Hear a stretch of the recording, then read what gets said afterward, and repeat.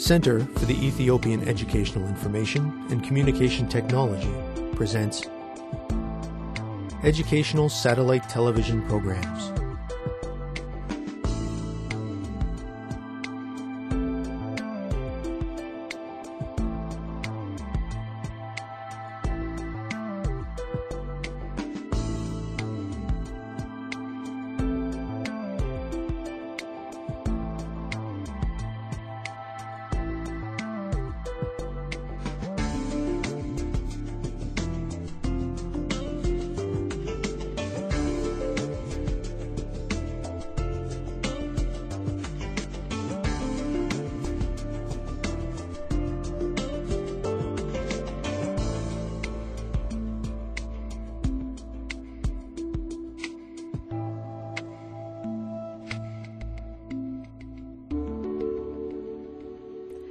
Hello, teacher.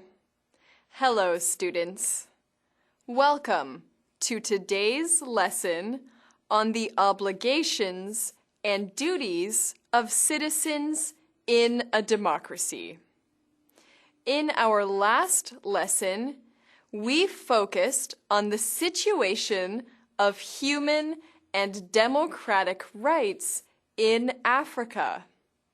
We learned that the spread of human and democratic rights is happening slowly in Africa. It is being encouraged by the United Nations, by international law, and by the African Union. We can be hopeful that conditions for people across Africa will improve. In this lesson, we will turn our attention to the obligations that arise from our rights. So far, we have talked a lot about human and democratic rights in Ethiopia and in Africa more generally. You are free to exercise your rights, but you should also be aware that having rights means having responsibilities. We will learn what these are and how to fulfill them. If you are ready, students, we will begin. Let us begin with a short activity. Students, suppose you are the leader of a club in your school. What rights do you enjoy in the position of leadership? What are your responsibilities? Work with a classmate to respond to these questions. I will see you in a few minutes. Students, let's get ready. Begin.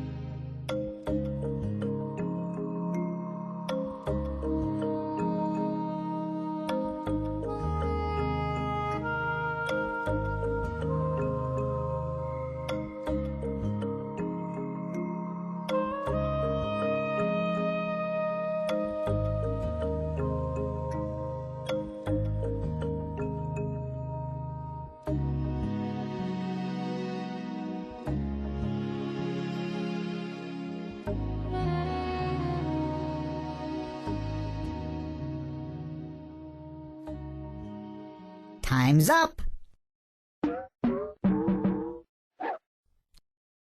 Let's get back to our lesson. Welcome back, everyone. Did you and your partner work well together? I hope so. As a leader of a group or club, you have a number of rights. For instance, you can choose the location and scheduling of the meetings. You can be in control of how the meetings are run. As the leader, you can implement change and guide the direction of the group. However, there are many responsibilities associated with being a leader.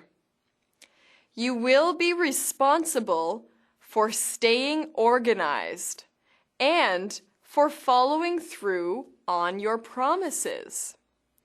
You must be good at communicating with the members of your group so that they know what is expected of them and what is going on. As the leader, you are obliged to listen to the recommendations of your group members and respect their ideas. As this example shows, the rights and obligations go hand in hand. The Ethiopian Constitution empowers you to exercise your rights to freedom, security, privacy, equality, and so on. It also details your obligations as a citizen. Let us think of an example. The Constitution states that as a citizen of Ethiopia, you have the right to move around freely, to associate with whomever you wish, and to be secure in your person. It protects you from harm. Likewise, you have the obligation to protect your country from harm. If your country is under attack, it is your duty as a citizen to defend it. Students, the textbook lists several of your obligations and duties as citizens. These include respecting religious equality, respecting gender equality, respecting the rights of others, and respecting the national flag. Take a couple of minutes to list other obligations you have as democratic citizens. Students, let's get ready. Begin.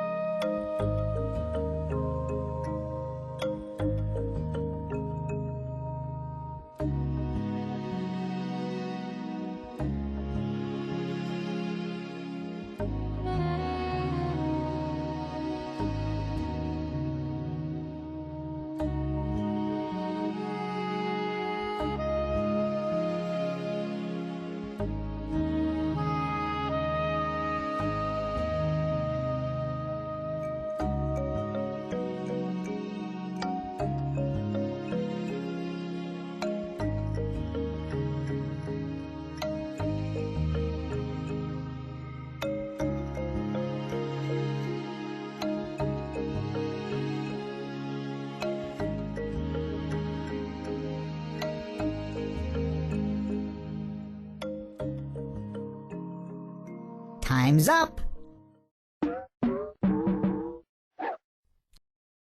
Let's get back to our lesson. Well done, everyone. I'm sure you have many excellent ideas written down. Other obligations of citizens in a democracy include the responsibility to vote. It is also every citizen's obligation to get an education. No one should force another person to work without payment, for that is slavery.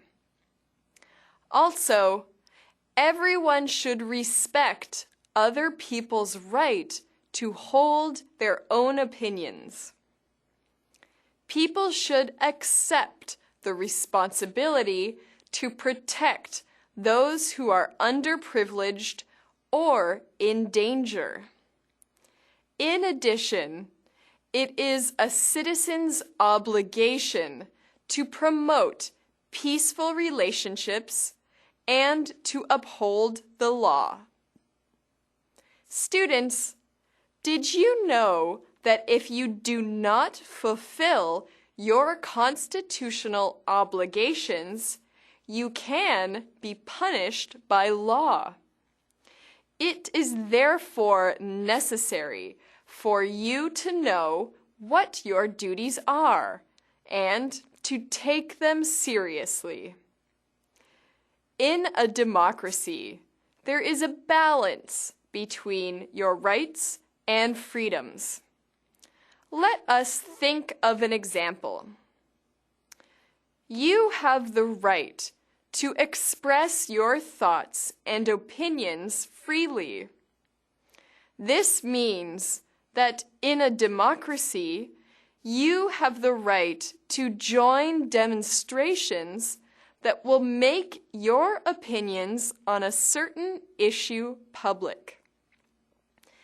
Demonstrations are a good way for people to spread information about issues and to encourage people to take an interest. Students, if you participate in a demonstration, you have certain obligations that accompany your right to freedom of expression. Firstly, the demonstration must be lawful.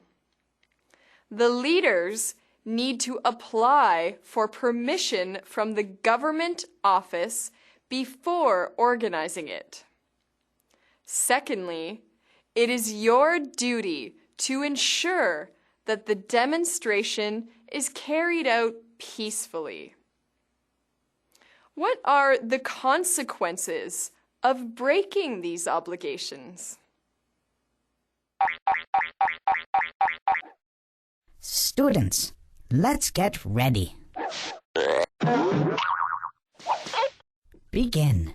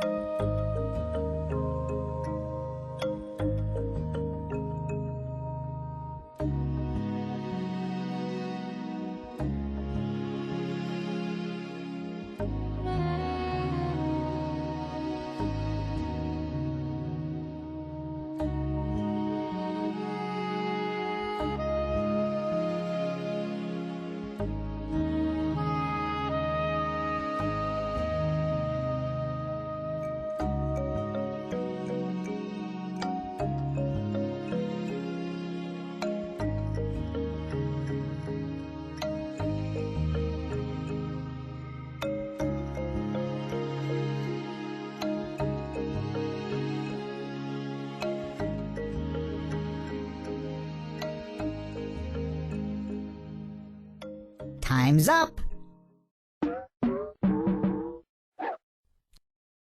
Let's get back to our lesson. Welcome back. If the demonstration is unlawful, you might be punished for participating in it. If the demonstration leads to violence, there might be terrible consequences. History has a number of examples in which public demonstrations led to the deaths of people involved.